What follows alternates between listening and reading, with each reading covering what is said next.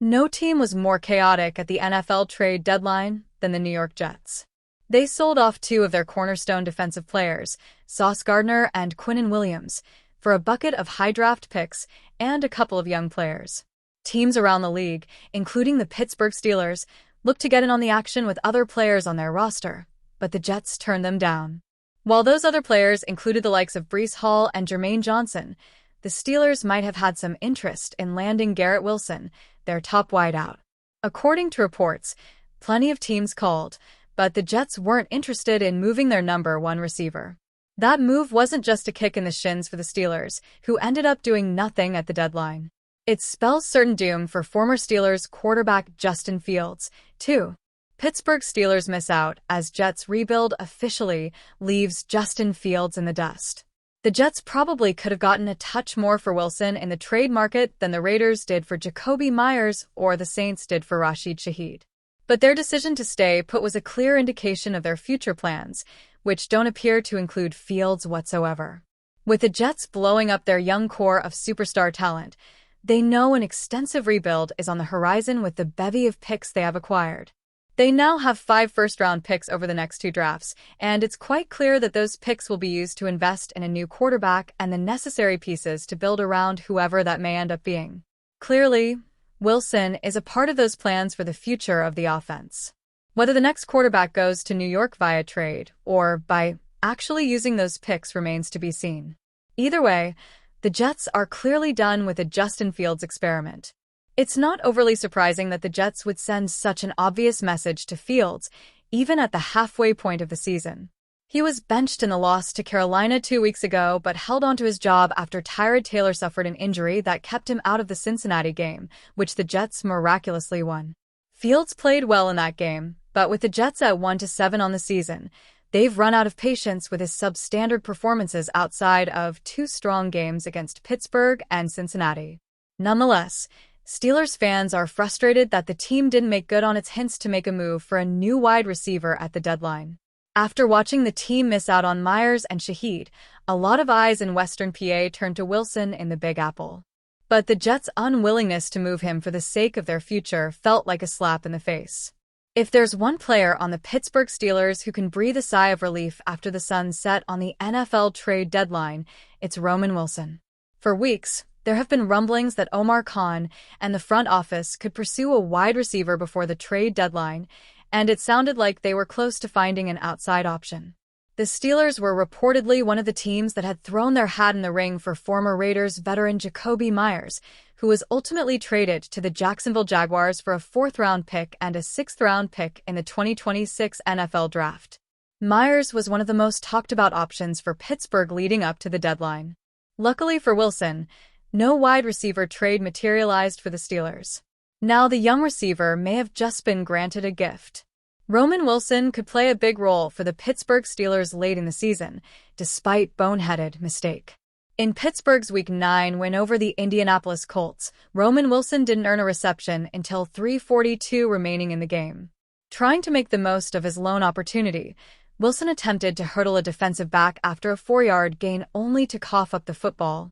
The fumble was recovered by the Colts, who were suddenly given new life. Thankfully, quarterback Daniel Jones threw an interception just 3 plays later. In the end, Pittsburgh held on to secure a 27-20 victory, but Wilson's fumble nearly gave the Colts a chance to fight back in it late in the 4th quarter. Just hours before the trade deadline, Coach Tomlin spoke to the media in his weekly Tuesday press conference. The Steelers' head coach was asked about Wilson. Though Tomlin praised his development up until Week 9, he called Wilson's fumble boneheaded ball security. It's true, Wilson needs to take care of the football. But it's hard to fault a young player trying to make something happen when he doesn't touch the ball until the game is essentially over. Early in the season, we saw what a costly special teams error did to rookie running back Caleb Johnson. After failing to jump on a live ball in the end zone on a kickoff, Johnson entered Tomlin's doghouse and didn't play so much as a snap the following week. With Wilson, things could be different, and it's not even by his doing, it's because of a lack of options at wide receiver. Thanks to the Steelers' inability to trade for a receiver at the deadline, Wilson is still firmly third in line at the position, and it helps that Scotty Miller is trending toward being out this week with a finger injury. Tomlin still may elect to discipline Wilson with a decreased snap count because of his fumble against the Colts, but there's no question the Pittsburgh Steelers will need to rely on him down the stretch of the season. Despite having several projected picks in the upcoming 2026 NFL Draft, the Pittsburgh Steelers refuse to pay what they consider high prices before the NFL's trade deadline on November 4th. Instead, they acquired Kyle Duggar the week leading up to the deadline and decided to roll with the current players on their roster. There were countless trade rumors surrounding general manager Omar Khan, but he didn't pull the trigger on several opportunities. It's easy to call the Steelers' trade deadline disappointing, but the team seems to have a clear long-term plan in place. They might have some lingering holes on their team, but they hope some question marks on the roster will step up. No further trades led to a boring day for fans, but it might have provided the opportunity that players needed to finally progress their careers. The Pittsburgh Steelers' disappointing trade deadline is just what these players needed. Roman Wilson, Wr. No player had a better day during the deadline in Pittsburgh than Roman Wilson. Khan made a strong effort to acquire a receiver upgrade, but nothing came together. The long-awaited savior to help DK Metcalf never came, and now it will be up to Wilson and Calvin Austin III to make plays. Neither has been consistent enough to this point in the season, which led to trade chatter. Wilson remains the top priority to fix his early career struggles. He is coming off a game where he coughed up the ball during a critical moment in the game against the Colts. The week prior to that, he produced his strongest stat line of his career. Since the Steelers refused to add a receiver via trade, all the pressure will fall on Wilson to step up and show he can be their answer. Brandon Echols, CB.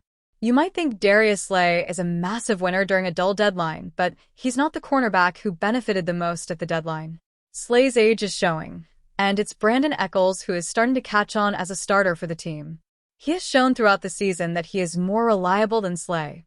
The Steelers' coaching staff has become confident enough to move Jalen Ramsey to safety, allowing Echols to play on game days. It appeared unlikely for Khan to land a cornerback via trade, but they would have been wise to consider adding to the position. Slay looks old and washed up, which could only grow more problematic as the season progresses. Echols has proven he can play solid football, but it remains to be seen if he can sustain that level of performance. Pittsburgh has no choice but to put its faith in him. Spencer Anderson, OL. It might not be as massive a win on trade deadline day as Wilson or Echols, but Spencer Anderson had a positive outcome. Khan may have avoided exploring the offensive line market, but the Steelers could be facing an underlying issue.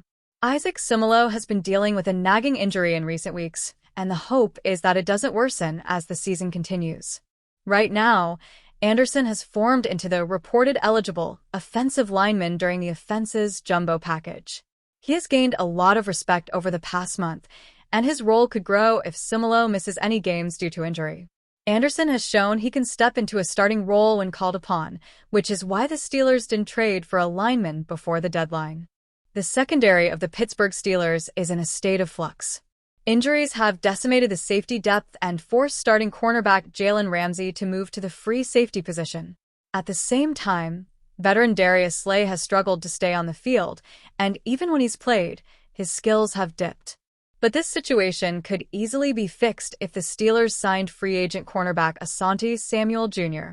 Samuel was medically cleared to return to practice this week and will not be out of work for long.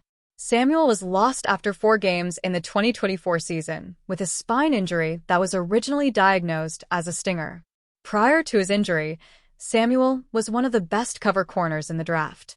In 2023 with the Los Angeles Chargers, Samuel was the number 25 overall cornerback according to Pro Football Focus with a 73.9 grade.